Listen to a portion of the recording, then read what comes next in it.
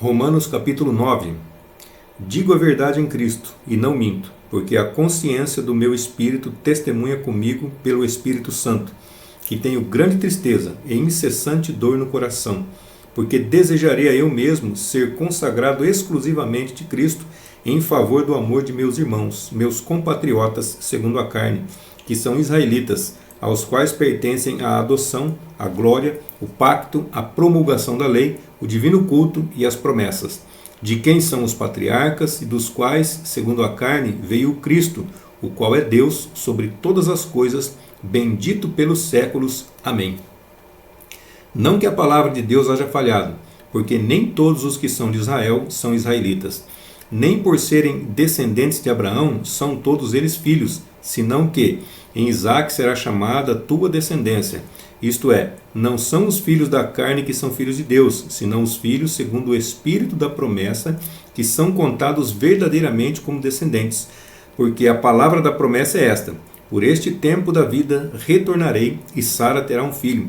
E não só isso, mas também quando Rebeca concebeu de nosso pai Isaque, os gêmeos que não tinham ainda nascido, nem tinham feito bem ou mal, quando o propósito de Deus foi dado a conhecer de antemão, conforme a eleição, para que prevalecesse, não pela intervenção das obras humanas, senão por aquele que iniciou tal chamado.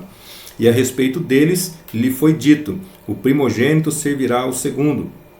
Como está escrito: amei a Jacó, mas aborreci a Esaú. Que diremos então? Que em Deus há injustiça? De maneira nenhuma. Porque foi dito a Moisés: terei misericórdia de quem eu tiver misericórdia, e me compadecerei daquele que eu quiser me compadecer.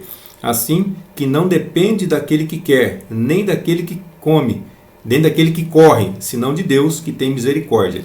Porque a Escritura diz a Faraó: para isto mesmo tenho te levantado, para mostrar em ti o meu poder, e para que meu nome seja anunciado por toda a terra. De maneira que ele tem misericórdia de quem quer, e aquele a quem quer endurecer o coração, endurece. Mas tu me contestarás: por que então ele ainda se queixa? Mostre-nos quem resiste à sua vontade. Quem és tu, homem, para discutires com o teu Deus? Ou que obra feita em barro, o que a obra feita em barro dirá ao oleiro que o formou? Por que me fizeste assim? Ou não tem o oleiro poder sobre o barro para fazer da mesma massa um vaso para honra e outro para desonra?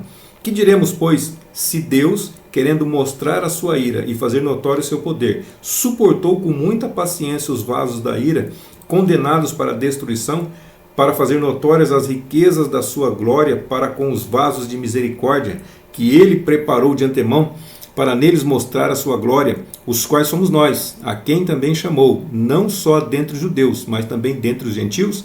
Assim como em Oséias lemos: chamarei meu povo aquele que não era meu povo, e aquela que não era amada, minha amada. E no lugar em que lhe for dito: vós não sois meu povo, ali mesmo serão chamados filhos do Deus vivente. Também Isaías clamava no que concerne a Israel: se o número dos filhos de Israel for como uma areia do mar, tão somente o remanescente será salvo, porque o Senhor executará a sentença da sua palavra, que decretou sobre a terra a injustiça, abreviando-a, terminando sua obra. E como antes disse o profeta Isaías: se o Senhor dos exércitos não nos tivesse deixado descendência, havíamos de ser como Sodoma e como Gomorra, seríamos semelhantes.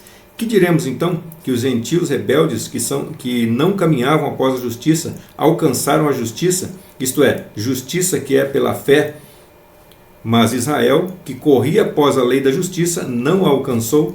Por que isto aconteceu? Porque buscaram a lei sem fé, e tentaram cumpri-la pelas obras da lei, e tropeçaram na pedra de tropeço, como está escrito: eis que eu ponho em Sião uma pedra de tropeço e rocha de escândalo, e aquele que nela crê não será confundido.